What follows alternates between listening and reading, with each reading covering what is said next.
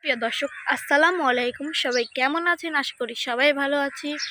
আপনাদের দোয়া ও ভালোবাসায় আমরাও ভালো আছি। তো লতাফু করছে যে ভিডিও করার কথা কয়ে কোনো দিন চলে গেছে। অসুখ হয়েছে, তো জ্বর আইছে। আমারও এমনিতে জ্বর আইছে, কিন্তু আমার একটু কমেছে। ওরা আবার বিকালে জ্বর আইছে, তো কমে না এখন। ওদের রাস্তার ওদিক গেছে, এখন যাই দেখি কী করে। তো চলুন ওর কাছে যা যায়, দেখি ও কী করে। দেখুন, সাথেই থাকুন। তো এই যে লতা কাছে চলে এসেছি। কি করিস? কি হরবো দাঁড়াইছি। জ্বর কমে নাই? জ্বর ওষুধ না খাইলে কি জ্বর কমে? আপনারাই তো কোন তার নাফা বড়ি খাওয়া তাইতে হয়। নাফা পড়ে আমি খাই পারিনি। মেলা দিন অসুখ নাই, তবে অসুখ আমার হচ্ছে চিনতে মানে আমার বেটাটুক যতদিন বড় হচ্ছে ততদিন টেনশন। তো আরমান কোনে? আমার বেড়া গেছে এক বেলা। তুই কিসে ভিডিও করছো? তুই তো কলো যে ভিডিও করবো, তাই রাস্তার পর চলে গেছো। ভিডিও করবো, এটা কাল গান কইছিলাম হুম অন্ধকাজলি আন্টির সাথে। হুম তো ফেসবুকে মেলা লোক কমেন্ট করছে গান শোনার দেখি। গান কর, আজকে বল নাই। গানটা শিখেছি সকালে, হঠাৎ করে দুইটার বেলা মানে টেনশনে আছে একটা মানুষের। কিন্তু টেনশন নিলে সে ব্রেন স্ট্রোক করে মারা যায়। মানে আমি প্রচুর টেনশনে। মানুষ টেনশনে নাকি শেষ হয়ে যায়। আমিও দাদা আমার হাত লাগ গেছে। আমি জীবনে ভিডিও হইনি, পিছনকে আমি দিতে দেখছি। জীবনে অনেক কষ্ট করেছি, অনেক কিছু করেছি, কিন্তু আমি কষ্টের কোনো সফলতা পাইনি। যখনই আমি কষ্টের টুটতে লাগি তখনই মানুষ আঘাত করে দোপে নামায়। হ্যাঁ, বুঝছেন? আপনারা অনেক কথা বলেন মাঝে মধ্যে, অনেকেই অনেক রকম কথা বলে। আপন মানুষগুলো ছোট বড় সবাই আঘাত করে। তো একটা জীবন টিকাতে গেলে যে কতটা কষ্টের হয়, একমাত্র যারা টিকায় তারাই জানে। তো এই জীবনে আঘাতপ্রাপ্ত মানুষ আমি বেশি। তো আপনাদের ছোট ছোট একটু একটু ভালোবাসায় টিকে আছে। কতদিন টিকে থাকতে পারবো সেটা জানি না, কারণ ধীরে ধীরে আমার অবস্থা খারাপ হয়ে যাচ্ছে। শরীরের প্রতি কোনো বল পাচ্ছি না। তো ধীরে ধীরে শেষ হয়ে যাওয়াটাই ভালো, তার জন্য সবারই ভালো লাগবে।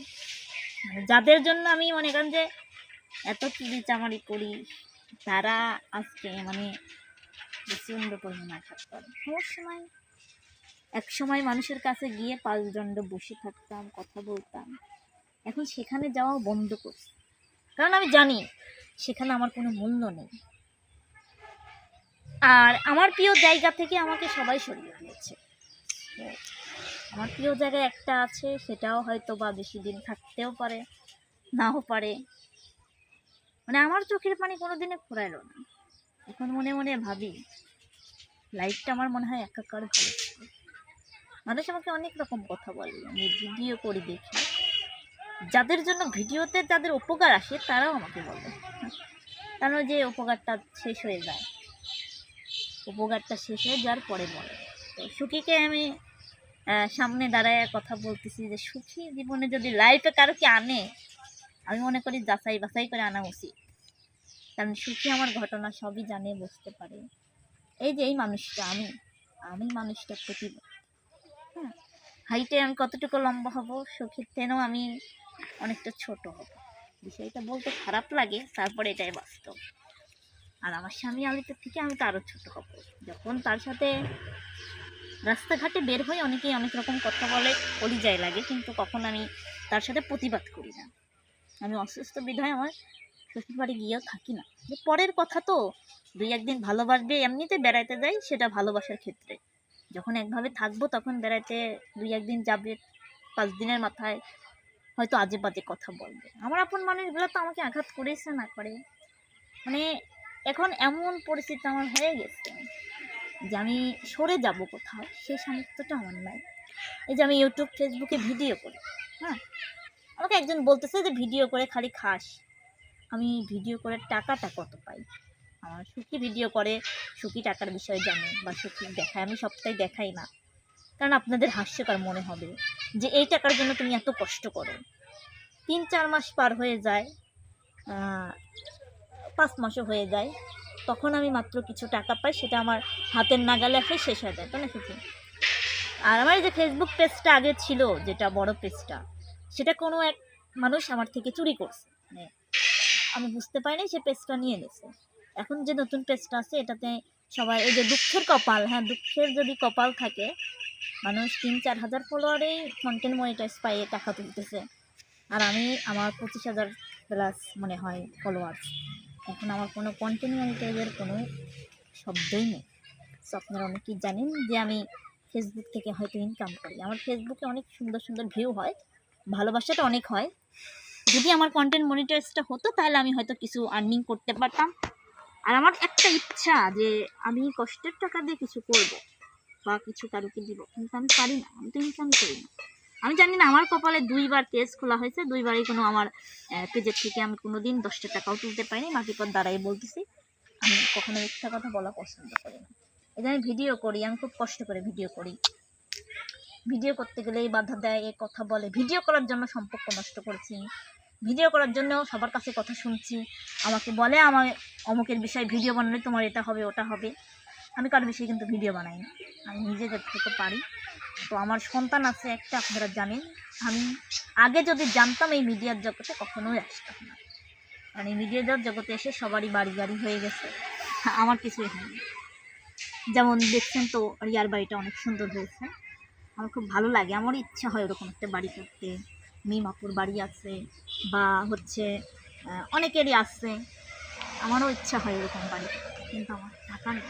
সত্যি কথা বলতে, আমার ছেলেকে আমাকে টাকা দিছে, প্রবাসীরা আমাকেও দিয়েছে, কিন্তু যাদের হাতে দিয়েছে আমি তাদেরকে বারণ করেছিলাম যে এই টাকাটা এই মাটিতে না গাড়তে। আমার হাতে কেউ দিল না যে ধরো তোমাকে এতগুলো টাকা একজন দিল, তুমি এই টাকা দিয়ে কিছু একটা মাঠে ঘাটে করো। আমার এটা ইচ্ছা ছিল, কারণ আমি অশান্তির মধ্যে থাকি।